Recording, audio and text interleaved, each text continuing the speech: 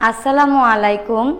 আমি লিপি আফরিন নীলা, সহকারী শিক্ষক ১ নং হাসননগর সরকারি প্রাথমিক বিদ্যালয়, বানসারামপুর, ব্রাহ্মণবাড়িয়া। চতুর্থ শ্রেণীর ছাত্রছাত্রীবৃন্দ, কেমন আছো তোমরা? ভালো আছো তো? আশা করি তোমরা অনেক অনেক ভালো আছো। আমিও তোমাদের দোয়ায় অনেক ভালো আছি। আচ্ছা, তাহলে একটা কাজ করো তো, ঝটপট খাতা কলম বই নিয়ে বসে পড়ো তো। আজকে আমরা কবিতা পাঠ আলোচনা করব। কবিতার শুরুতেই আমি তোমাদেরকে একটা গান শোনাবো। অনেক দিন তো হলো তোমাদের গান শোনাই না, আজকে তোমাদের একটা গান শোনাবো। শুনতে চাও তো বন্ধুরা? ওকে, ঠিক আছে, তাহলে গানটা শোনো। মায়ের মতো না আপন কেহ নাই রে, মায়ের মতো না আপন কেহ নাই। মা জননী নাই রে যাহার, ত্রিভুবনে তাহার কেহ নাই রে। মায়ের মতো না আপন কেহ নাই রে, মায়ের মতো না আপন কেহ নাই। হে দুনিয়ায় নয়ন মেলে মাগো তোমায় দেখেছি, তোমার বুকে হেসে খেলে তোমার কথাই শিখেছি। হে দুনিয়ায় নয়ন মেলে মাগো তোমায় দেখেছি, তোমার বুকে হেসে খেলে তোমার কথাই শিখেছি। তাই তো বলি তোমার মতো মরমি কেউ নাই মাগো, তোমার মতো না আপন কেহ নাই গো, তোমার মতো না আপন কেহ নাই।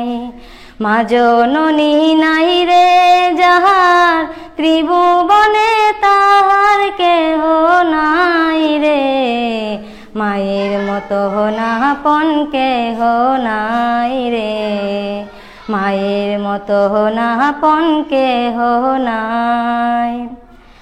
আমি আঘাত পাইলে তোমার চোখে নামে পানি, সেই পানিতে ধুয়ে মাগো কুলেতে নাও টানি। আমি আঘাত পাইলে তোমার চোখে নামে পানি, সেই পানিতে ধুয়ে মাগো কুলেতে নাও টানি। তুমি যেদিন থাকবে না মা, সেদিন আমার হবে কি? সুখে থাকি দুঃখে থাকি, কাহার আসবে যাবে কি? তুমি যেদিন থাকবে না মা, সেদিন আমার হবে কি? সুখে থাকি দুঃখে থাকি, কাহার আসবে যাবে কি? তাই তো বলি তোমার মতো মরমি কেউ নাই মাগো, তোমার মতো না আপন কেহ নাই গো, তোমার মতো না আপন কেহ নাই গো, তোমার মতো না আপন কেহ নাই। কেমন হয়েছে বন্ধুরা গানটা? নিশ্চয়ই ভালো হয়েছে না খারাপ হয়েছে বলো তো তোমরা? ভালো হয়েছে, গুড। তাহলে আচ্ছা, আজকে আমরা তাহলে একটা ছবি দেখব, ঠিক আছে? ছবিতে তোমরা বলতে হবে কে কি করছে। তোমরা কি কেউ বলতে পারবে ছবিতে কে কি? ঠিক বলেছ, ছবিতে কি? এটা মা আর এটা তার কি সন্তান, তাই না বন্ধুরা? এটা মা, এটা তার কি সন্তান। আচ্ছা, তাইলে আমরা তাহলে বলো তো, চিন্তা করে একটা গানও গাইলাম, তারপর তোমাদের একটা উপকরণ দেখাইলাম, ছবি দেখাইলাম। তোমরা বলো তো এখন আজকে তাহলে আমরা কোন কবিতাটা শিখবো? গুড, মা কবিতাটা। হ্যাঁ, এই তো তোমরা বুঝে পেরেছো যে আজকে আমরা মা কবিতা পড়বো। আচ্ছা, তাহলে আমরা মা কবিতার শুরুতে তোমাদেরকে একটা জিনিস লক্ষ্য করতে হবে। বলো তো মা কবিতাটা কে লিখেছে? হ্যাঁ, মা কবিতাটা কাজী নজরুল ইসলাম লিখেছেন। আচ্ছা, কবি কাজী নজরুল ইসলাম সম্পর্কে তো অবশ্যই আমাদের কিছু জানতে হবে, ঠিক না? আগে আমরা তাহলে কবি পরিচিতিটা একটু আলোচনা করি। কবি পরিচিতি: 1899 খ্রিস্টাব্দে 25শে মে কাজী নজরুল ইসলাম বর্ধমান জেলায় চুরুলিয়া গ্রামে জন্মগ্রহণ করেন। তিনি একাধারে কবি, গল্পকার, প্রাবন্ধিক, সাংবাদিক, সুরস্রষ্টা, গীতিকার ও সঙ্গীত শিল্পী। তিনি নবযুগ ও ধূমকেতু সহ আরও অনেক পত্রিকার সম্পাদক ছিলেন। মা কবিতাটি ঝিঙেফুল কাব্যগ্রন্থ থেকে নেওয়া হয়েছে। বাংলাদেশের জাতীয় কবি কাজী নজরুল ইসলাম 1976 খ্রিস্টাব্দে 29শে আগস্ট ঢাকায় তিনি মৃত্যুবরণ করেন। আচ্ছা বন্ধুরা, বলো তো মা কবিতাটি কোন কাব্যগ্রন্থ থেকে নেওয়া হয়েছে? ঠিক বলেছ, ঝিঙেফুল কাব্যগ্রন্থ থেকে নেওয়া হয়েছে। আচ্ছা, এবার তাহলে আমরা একটা কাজ করি তো, আমরা কবিতাটা এখন আবৃত্তি করি। তোমরা একটু মনোযোগ সহকারে একটু কবিতাটা শোনো তো।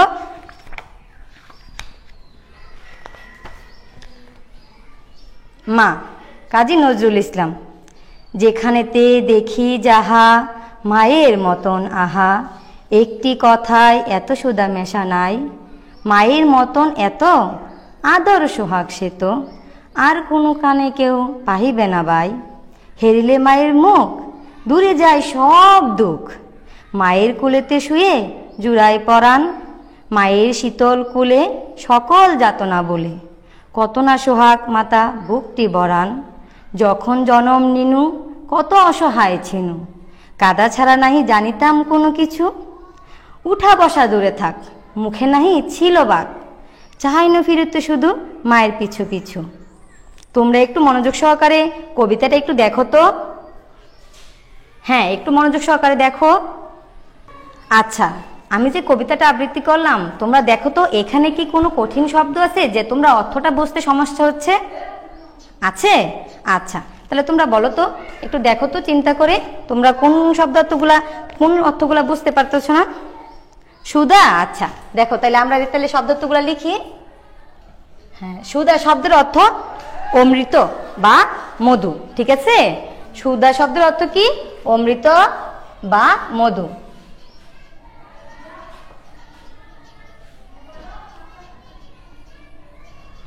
আচ্ছা, এবার আবার চিন্তা করে বলো তো, দেখো দেখো আর কোনো কিছু কঠিন আছে কিনা। হ্যাঁ, সোহাগ। আচ্ছা, তাহলে সোহাগ শব্দের অর্থ দেখো।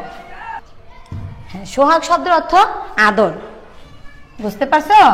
সোহাগ শব্দের অর্থ আদর। তোমাদের মা তোমাদের আদর করে না? হ্যাঁ, তাইলে তো বুঝতে পারছো এখন। আচ্ছা, তাহলে এখন আবার পড়ো। হেরিলে। আচ্ছা, হেরিলে দেখো তো, হেরিলে শব্দের অর্থ হয়েছে দেখিলে। হেরিলে শব্দের অর্থ কি? দেখিলে।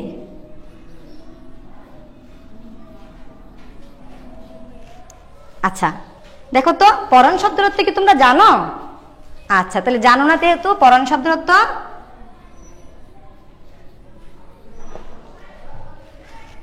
পরাণ শব্দের অর্থ কি? প্রাণ, ঠিক আছে? পরাণ শব্দের অর্থ কি? প্রাণ।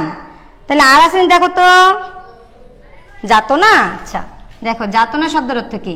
যাতনা শব্দের অর্থ হলো কষ্ট। যাতনা শব্দের অর্থ কি? কষ্ট। আর আছে দেখো, তাইলে আমরা কি? ও বাঘ। আচ্ছা, ঠিক আছে, তাইলে এই বাঘ, বাঘ কত হয়েছে জানো কি? শব্দ। আমরা যে কথা বলি, ঠিক আছে, আমরা কথা বলি না, এই কথা বললেও হবে। তাহলে কি? বাঘ শব্দের অর্থ কি? কথা, শব্দ বা কথা। আচ্ছা, তোমরা যাদের এই শব্দার্থগুলা সমস্যা তোমরা এটি খাতায় নোট করে নিতে পারো, ঠিক আছে?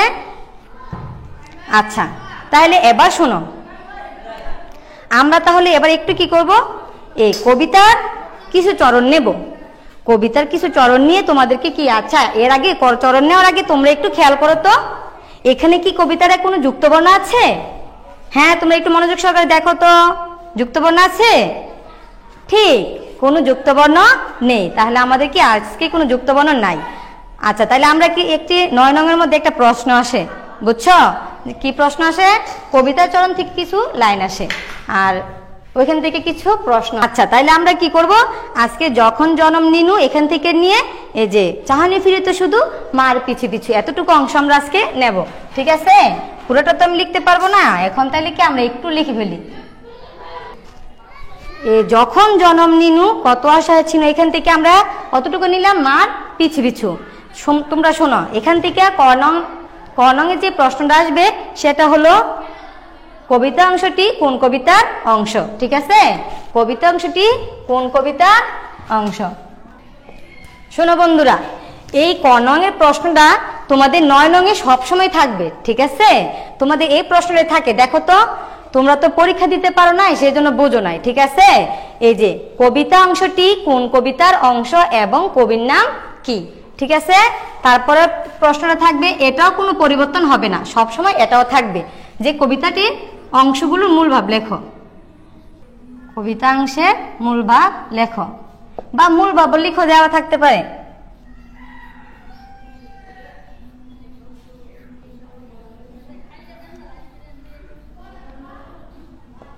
আচ্ছা, এবার গ নঙে যে প্রশ্নটা থাকবে এটা তোমাদের একটু পরিবর্তন হয়। ঠিক আছে, এটা সবসময় পরিবর্তন থাকবে, এখানে এটা থাকবে না। তাহলে কি আমরা এখান থেকে যখন জন্ম নিনু মারপিট এতটুকু যে নিচ্ছি, এখান থেকে আমি একটা প্রশ্ন দিতেছি। ঠিক আছে, শিশু জন্মের সময় তাদের অবস্থা কেমন হয়, কেমন হয় বা কেমন থাকে।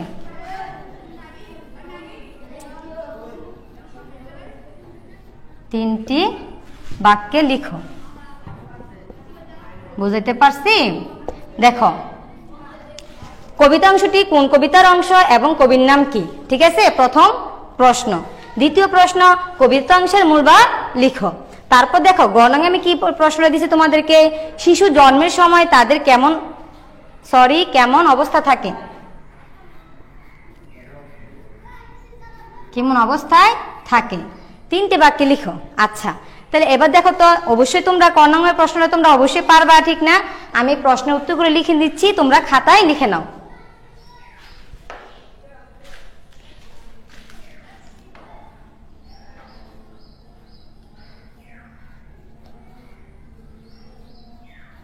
তোমরা যদি কোনো কিছুতে বুঝতে অসুবিধা হয় তাহলে ম্যাডামকে বলো। ঠিক আছে,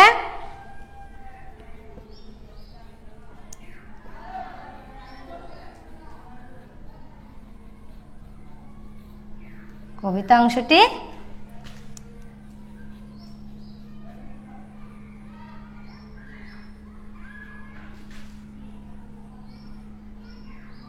মা কবিতার অংশ।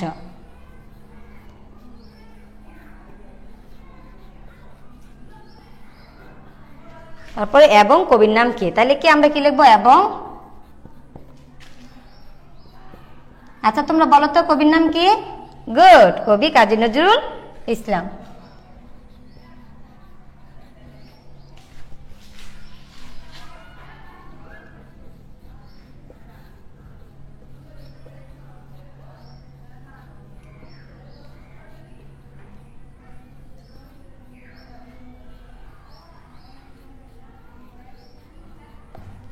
ইসলাম। আর ক্ষয় আমি তোমাদের কি দিয়েছি, কবিতাংশের মূল ভাব লিখো। আচ্ছা, কবিতাংশের মূল ভাবটা আমি তোমাদের একটু বুঝাই, তারপর তোমাদেরকে কবিতার মূল ভাবটা আমি লিখে দেব। ঠিক আছে, দেখো তো এখানে কি বলছে, যখন জনম নিনু কত অসহায় ছিনু। আচ্ছা, তোমরা কি দেখেছ তোমাদের বাড়িতে ছোট ছোট বাবু আছে না, শিশু আছে না, তারা যখন জন্ম নেয়, তখন জন্মগ্রহণ করে, তারা কি হাঁটতে পারে, কথা বলতে পারে? তোমরা দেখেছো কখনো? আচ্ছা, দেখো তো, তারা তখন অসহায়ভাবে শুধু তাকায় থাকে না সবার দিকে।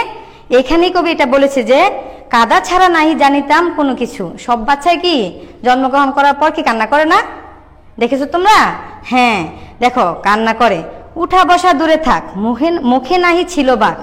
সে ছোট ছোট বাচ্চারা কি উঠতে পারে? যারা যখন জন্মগ্রহণ করে তারা কি উঠতে পারে? হ্যাঁ, উঠতে পারে না, কথা বলতে পারে না, শুধু কি করে, কান্না করে। চাউনি ফিরিতে শুধু মার পিছু পিছু, মা যেদিকে যায় কি করে, সে ওই দিকেই তাকায়। তোমরা জিনিসটা বাড়িতে গেছি খেয়াল করবা, দেখবা যে ছোট ছোট বাচ্চারা কি করে, মা যেদিকে যায় ওই দিকে কি করে তাকায় তাকায় থাকে, আর কি অনেক মাঝে মাঝে কান্নাও করে। আচ্ছা, তাহলে এবার আমি তোমাদের মূল ভাবটা তো লিখে দিতে পারতেছি না, তোমরা লিখে নাও। ঠিক আছে, দেখো মূল ভাবটা আমি তোমাদের এখানে সুন্দর করে গুছাই লিখে দিছি, তোমরা ইচ্ছে করলে খাতায় লিখে নিতে পারো। আর তোমরা খাতায় লিখে নিলে মনে হয় ভালো হয়। দেখো, মা কথাটি মধুময়। আলোচ্য কবিতা অংশে বোঝানো হয়েছে যে জন্মের পর সকল শিশু অসহায় থাকে, তখন তারা কান্না ছাড়া আর কিছুই করতে পারে না। তবে যেটা পারে তা হচ্ছে মা যখন যেদিকে যান শিশুর চাহনি শুধু সেদিকেই ঘুরে। মূলত এটা হচ্ছে জন্মের পরে মায়ের প্রতি শিশুর মমতা ও ভালোবাসার বহিঃপ্রকাশ। বুঝেছো তোমরা? আচ্ছা, তোমরা একটু লিখে নাও, লিখে নিলে মনে হয় ভালো হবে। আচ্ছা, তাহলে বাকি অংশটুকু, কবিতার বাকি অংশটুকু আমরা আগামী পাঠে আলোচনা করব। ঠিক আছে? এ পর্যন্ত সবাই ভালো থেকো। ঠিক আছে? ধন্যবাদ সবাইকে।